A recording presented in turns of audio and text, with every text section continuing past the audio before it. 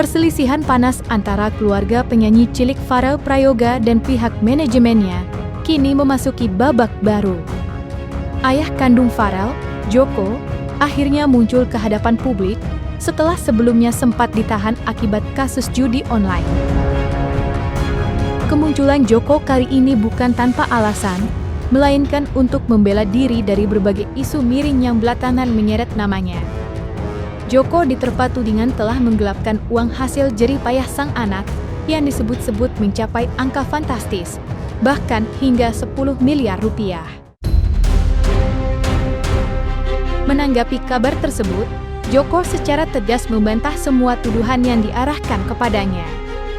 Melalui unggahan di akun TikTok, ia menegaskan bahwa tidak ada uang Pharrell yang raib sebagaimana isu yang beredar.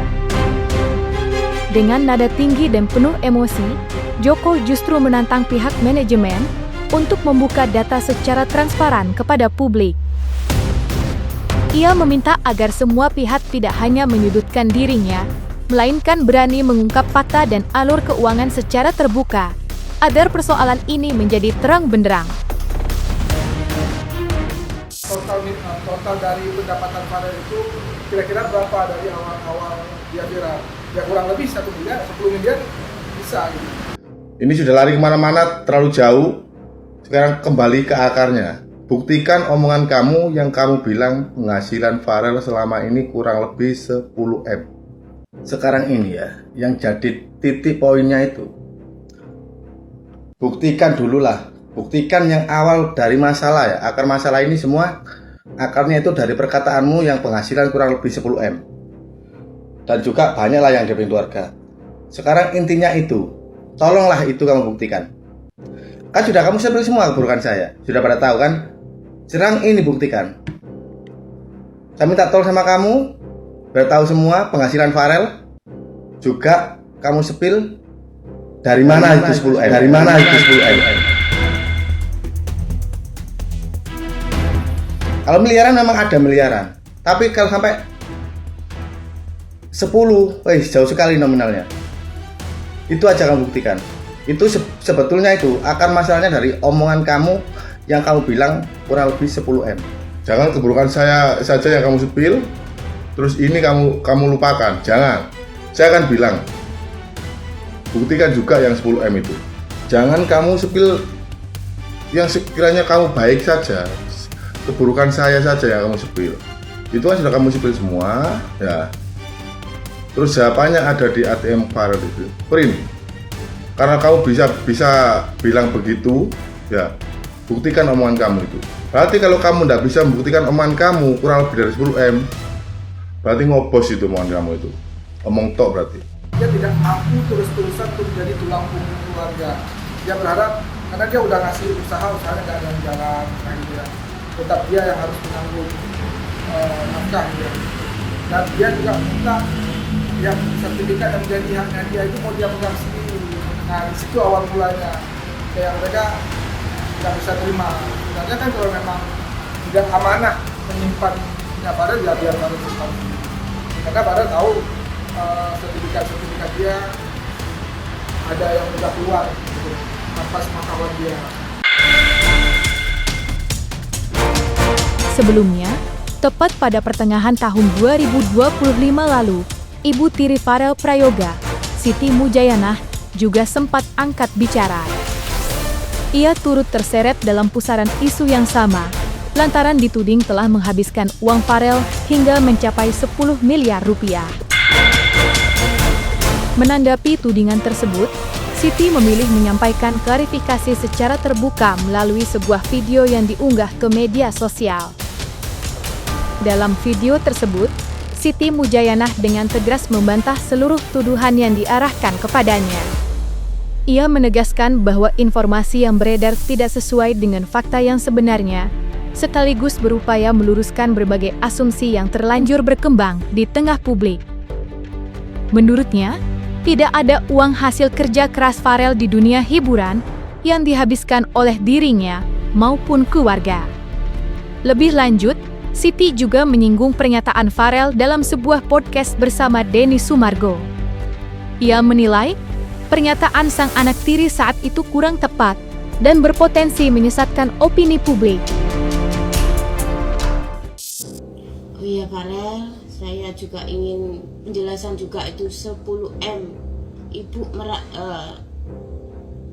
saya tuh kalau mau menjelaskan manggil ibu itu nggak enak.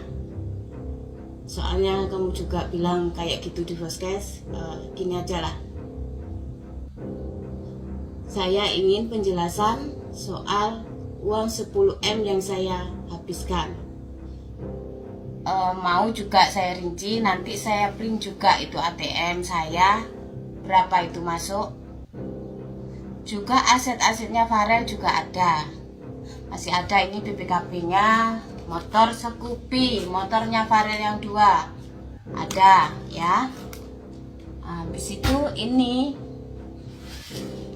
apa ini? Sertifikatnya Farel. Asetnya Farel, tapi yang lain masih ada di notaris.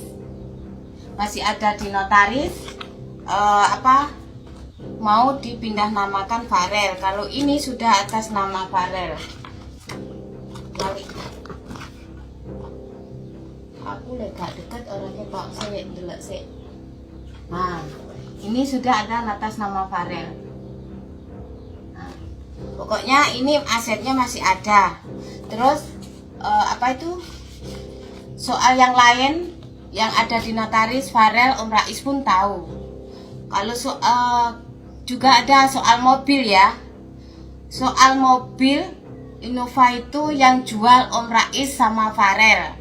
Saya tidak tahu menahu soal uangnya, 1000 pun saya tidak tahu. Sebenarnya kamu tuh jangan podcast kayak gitu ya.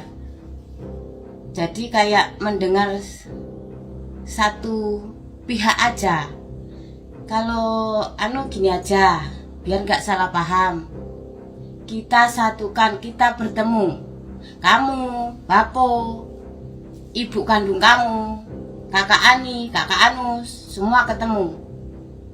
Jadi biar nggak ada salah paham. Gitu. Itu yang benar. Jangan langsung mendengar satu pihak aja. Saat ini, Farel disebut-sebut sangat bergantung pada manajer barunya, Muhammad Rais, dalam membiayai kebutuhan sekolah, sekaligus menunjang operasional karirnya di dunia hiburan.